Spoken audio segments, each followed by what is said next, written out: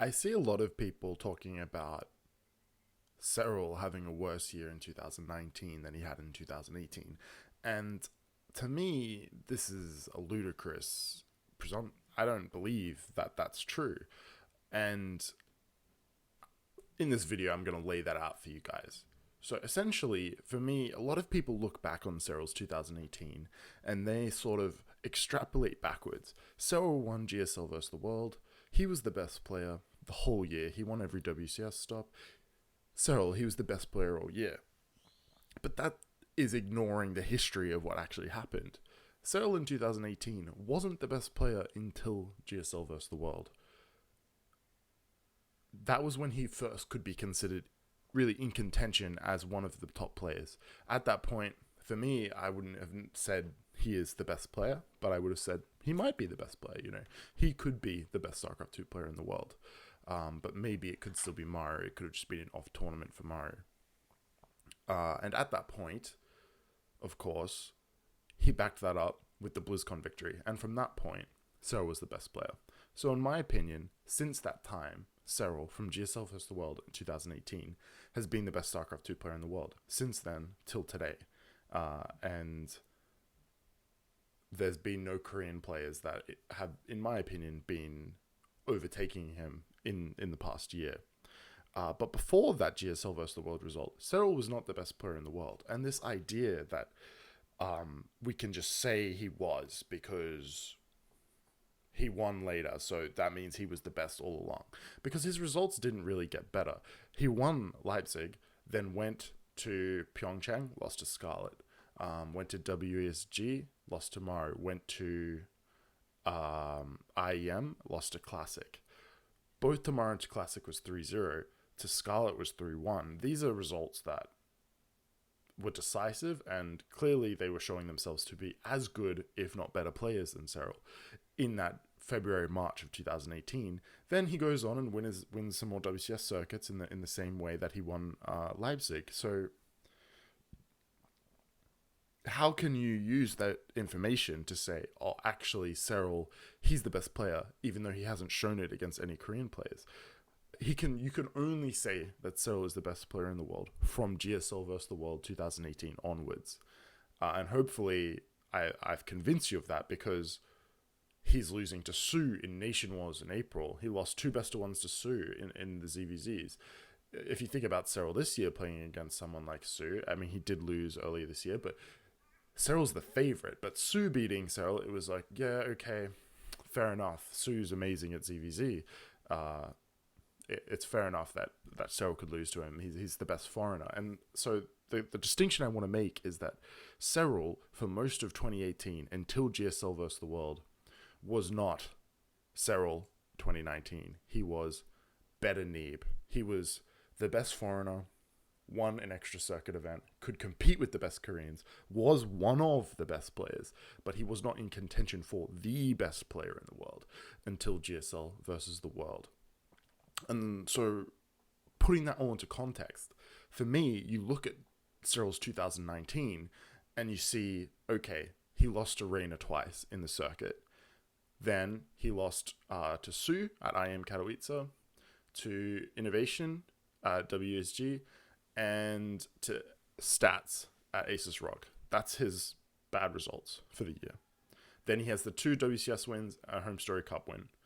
I want to say that. Oh, and then he also has the GSL vs. the World win, of course.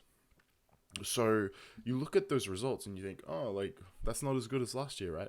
No, because the difference is that Serral is the best player, and he comes in as the best player. And every loss, you don't leave the tournament going, he's not the best player. You leave the tournament going, he's still the best player, but he lost.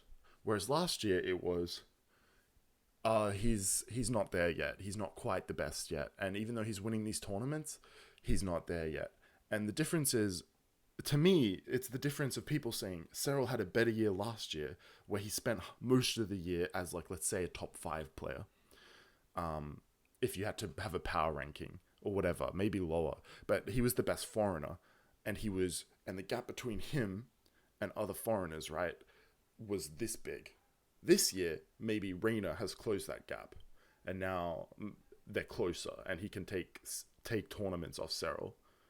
But now all the Korean players are below. Serral is above everyone else. So how can he have a worse year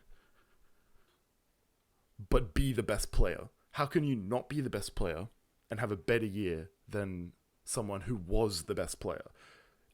That doesn't make sense to me. That I can't understand how you could think that. And to sort of back up my logic here is when Serral loses to to Su at IEM in the round of 8, 2-3 in that really close series, Su goes on and wins that tournament. And no one says to themselves, oh, Su is the best player. It was, no, wow, Su upset Serral. And that's the story of the tournament, was Serral lost. When he lost to Innovation in the finals at WSG, 3-4, again, very, very close. And again, Innovation has had, admittedly, a good matchup against him. But Innovation, no one's calling for Innovation to win, but it's a top Korean player beating the best player in the world, barely. Reina, 4-3 at WCS Winter. This isn't dominating results over Serral. This is, wow, he was able to get one over on Serral this one time. And the same was true at WCS Summer, even though it was 4-2. That was still a very close series. And if you watch those back, Serral actually had a lot of chances there. And again, all of these tournaments are tournaments where you could say, run this 100 times. Serral's winning the plurality, if not the majority of these tournaments. He's the favorite. He's the best player. And you compare that to last year, that wasn't true. And we're punishing him with these results, like against Stats at Aces Rog. Keep in mind, every loss, it's always 3-4, 2-3, aside from that 2-4 to Reina, which is still, a close series. All of these results are the player goes on to win the tournament. Either it's in the finals or the player wins the tournament. Stats wins the tournament. Su wins the tournament. Innovation, Reina, both won the tournament. So the story of this year, it's not, oh, is Innovation the best player now? Oh, is Reina the best player now?